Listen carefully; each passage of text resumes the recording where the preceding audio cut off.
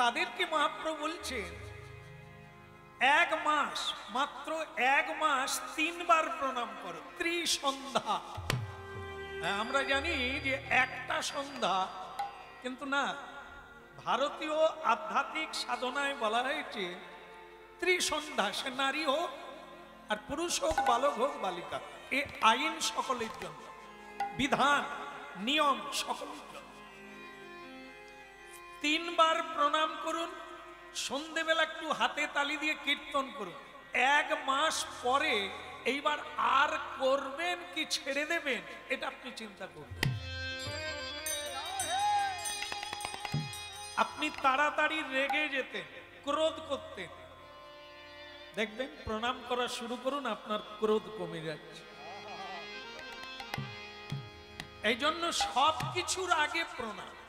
কোথাও যাবেন প্রণাম করুন, কোথাও থেকে ফিরে এলেন প্রণাম করুন, কোন কর্ম করবেন প্রণাম করুন। প্রণাম প্রকৃষ্ট সাধনা, মানুষকে মানুষ করে। প্রণাম যদি না করেন আপনি অহংকারী হয়ে যাবেন, যাকে তাকে মারতেও পারেন, ক্রোধ করতে পারেন, সমস্যা নেই। এই জন্য প্রণাম। এ ভারতীয় আধ্যাত্মিক তত্ত্ব বৈজ্ঞানিক। আপনি প্রণাম করুন, হরিনাম করুন, আপনার জীবন তো বদলে যাবে। আপনি এক দেবভাব প্রাপ্তি হয়ে যাবে। এই জন্য মহাপ্রভু হরিনাম এনেছেন কলিকাল। সেই হরিনাম যদি 3 বার না পারে, অন্তত সন্ধেবেলা একটু হাতে তালি দিয়ে কীর্তন করো। মহাপ্রভু সবাই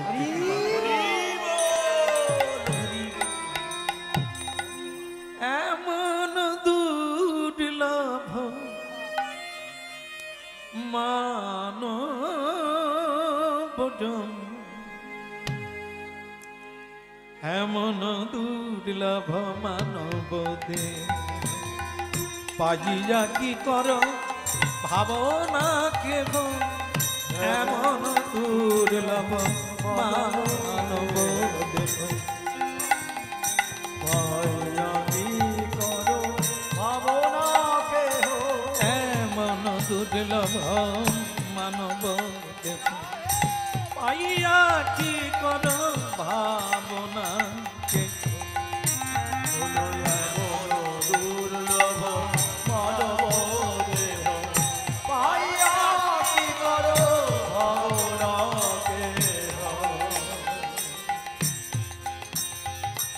এমন দুর্লভ মানব দেহ, পাইয়া কি করো ভাবনা কেহ, এমন দুর্লভ মানব দেহ, পাইয়া কি করো ভাবনা কেহ, এমন দুর্লভ মানব দেহ, পাইয়া কি করো ভাবনা কেহ, এমন দুর্লভ মানব দেহ, পাইয়া কি করো ভাবনা কেহ, এবে না ভজিলে যশোদা সুত, চরমে পড়িবে লাজে, এবে না ভজিলে যশোদা সুত, চরমে পড়িবে লাজে, আরে এবে না ভজিলে যশোদা সুত, চরমে পড়িবে লাজে, এবে না ভজিলে যশোদা সুত, চরমে পড়িবে লাজে, এমন দুর্লভ মানব দেহ, পাইয়া কি করো ভাবনা কেহ, এমন দুর্লভ মানব দেহ, পাইয়া কি করো ভাবনা কেহ। ভুলে গেলে চলবে না। দেবতারা অপরাধ করলে এই মর্তধামে মানুষ হয়ে জন্ম হতে হয়। কেন না, এই মর্তধামেই কেবল সাধনা করে দেবতা হওয়া যায়। এই মর্তধামেই কেবল সাধনা করে ভগবত ভক্ত হয়ে গৌর গোবিন্দ লোকে ফিরে যাওয়া যায়, নিজের বাড়িতে ফিরে যাওয়া যায়। এই জন্য দেবতার চেয়েও এই মনুষ্য জন্ম এত দুর্লভ। এমন দুর্লভ মানব দেহ, পাইয়া ভাবনাকে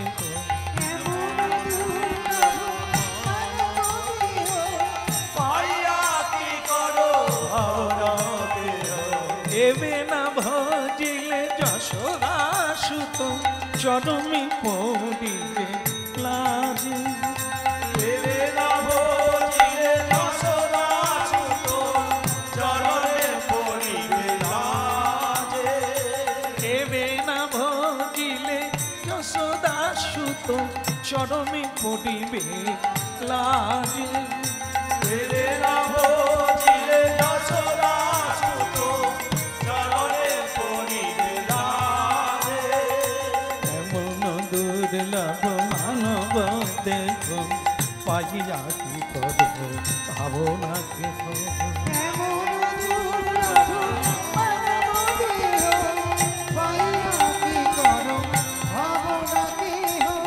এমন দুর্লভ মানব দেখো পাইয়া কি করব ভাবনা কেহ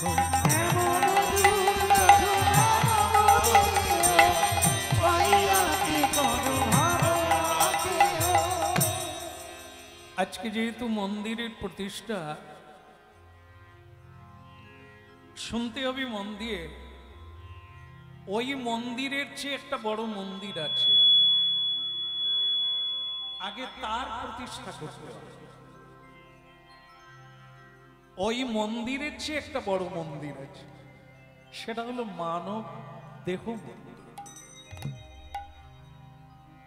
ও মন্দির না হলেও চলবে ওটা বাইরের মন্দির ওকে পুজো করবে কে আজকে প্রতিষ্ঠা করলেন কে একজন ভক্ত বৈষ্ণব মানুষ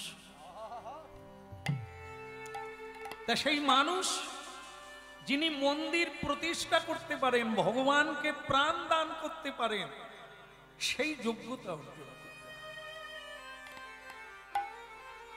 আগে আমাদের যে মন্দিরটা আছে তার একটা সংস্কার করতে হবে সংস্কার কাকে বলে পচা পুকুর পাকে ভরে গেছে দুর্গন্ধে ভরে গেছে এটা সংস্কার করতে হবে বুঝতে পেরেছেন হ্যাঁ বুঝবেন না পুকুর আছে পুকুরের পচা পাক তুলতে হবে হে মানব ভেতরে যে কালিমা পাপ তাপ হিংসা বিদ্বেষ কাম ক্রোধ লোভ এগুলো তো আমাদেরই ভেতরে আছে পরস্ত্রী কাতরতা ওদের হয়ে গেল আমার হলো এইগুলোতে পাক পচে গেছে আমাদের ভেতরে দুর্গন্ধে ভরা অসুরেরা আসে কিন্তু দেবতা আসে এই জন্য আমরা অনেকেই আছি এখানে অনেকেই আছি অনেক রোজগার করি দু হাতে করে বাজার করে আনি কিন্তু কজন মানুষ বাজার করে আনার সময় ভগবানের জন্য কিছু নিয়ে আসে যেগুলো নিয়ে আসে সেগুলো ভগবানের সেবায় লাগে না মায়েরা চিরদিন রান্না করে গেলেন কিন্তু আপনাদের রান্নাটা ভগবানের মন্দিরে গেল না কি হলো রান্না করে রান্নাই করলেন কোন বৈষ্ণব খেলো না আপনার হাতের রান্নাটা কেন না আপনি যেটা রান্না করেন সেইটা ভগবানকে নিবেদন হয় না তুলসী দেওয়া যায় না এই জন্য কোনো ভক্ত বৈষ্ণব সেটা গ্রহণ করে না দেখো রোজগার করা হলো ভগবানের সেবায় লাগলো না কারা খেলো অসুরেরা খেলো যারা আপনাকে মারবে যারা আপনাকে কষ্ট দেবে যারা আপনাকে কাঁদাবে ভগবানের সেবায় লাগালেন না তাই ভগবান কারো ভেতর দিয়ে আপনার কল্যাণ করলেন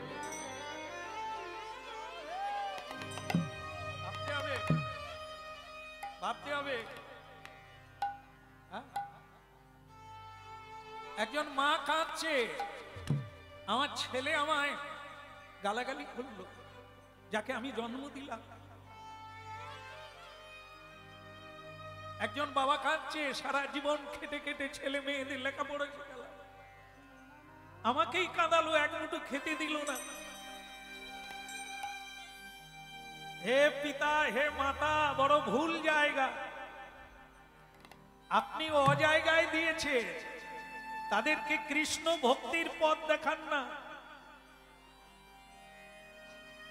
তাদেরকে সত্যের পথটা দেখালেন না, তা আপনি পাবেন কোথার থেকে? এই জন্য ছেলে মেয়ে বাদ যাবে না, সংসার বাদ যাবে না, কিন্তু সং আর সারটাকে ধরে রাখবে। যেমন খুঁটি ধরে রাখলে মার খাওয়ার ভয় নেই, তেমনি গুরু গোবিন্দকে ধরে রাখবে।